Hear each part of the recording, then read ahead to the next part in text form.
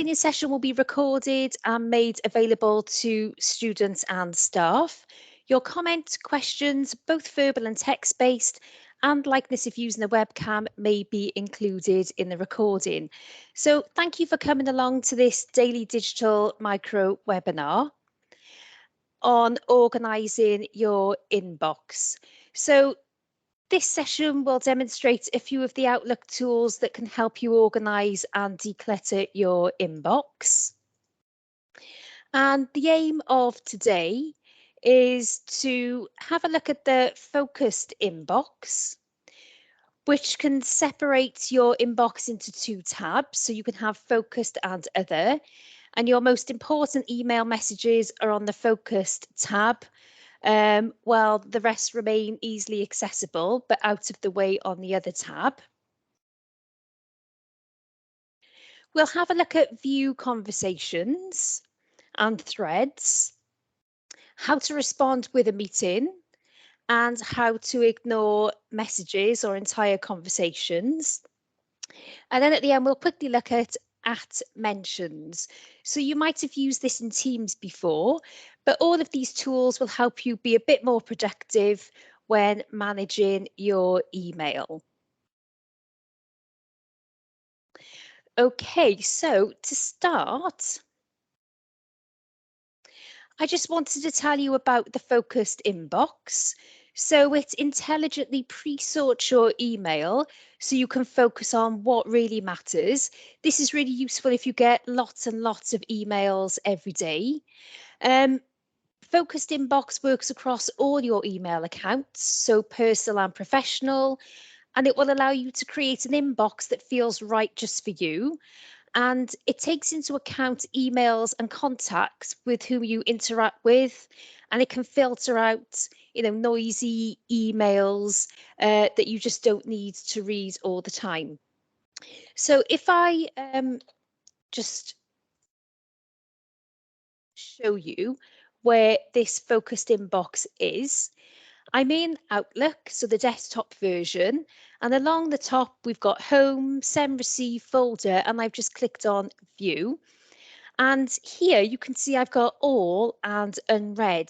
Now when I click on Show Focused Inbox, we have Focus, the Focus tab, and Other. And here are some of the emails in Focused, and then it's filtered others into the Other category. And say there was somebody who has gone into the Other category, all I need to do is right click and I can move it to Focused. Or if I want them always to move to Focused, I just choose that one. And then it says, do you want to move all future messages? And I just say yes. And then when I go to Focused, that message is there. So go to View, Show Focused Inbox, and then you've got Focused and Other, and hopefully it will cut down the emails that you see in your inbox, and the most important ones will be here. Something else that you can do, if you're emailing somebody all the time and they're responding and lots of emails come in afterwards, you might want to keep all those conversations together in a thread, so it just makes it easier to find them.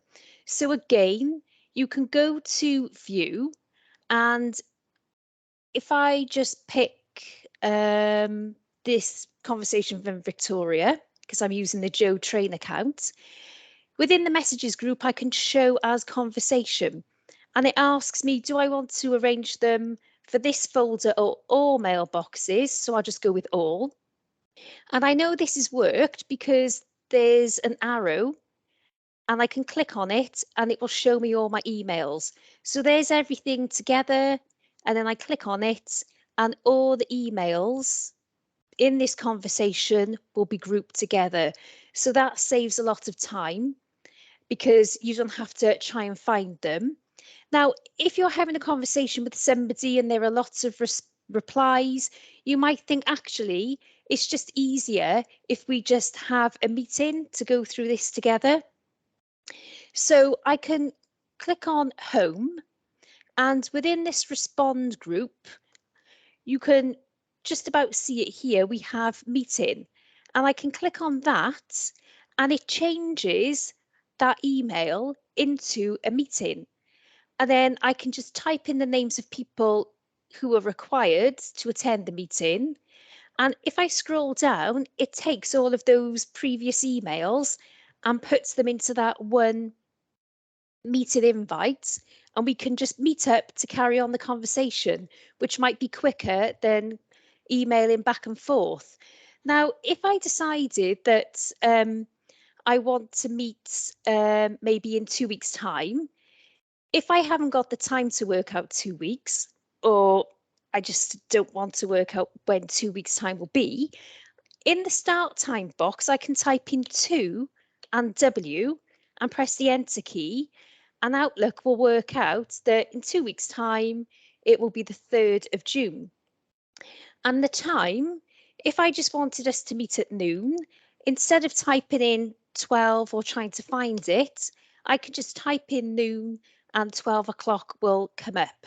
So there are lots of different things that you can do. I can also type in tomorrow and it will come up with tomorrow's date. So there are lots of things like that which are pretty simple that you can use.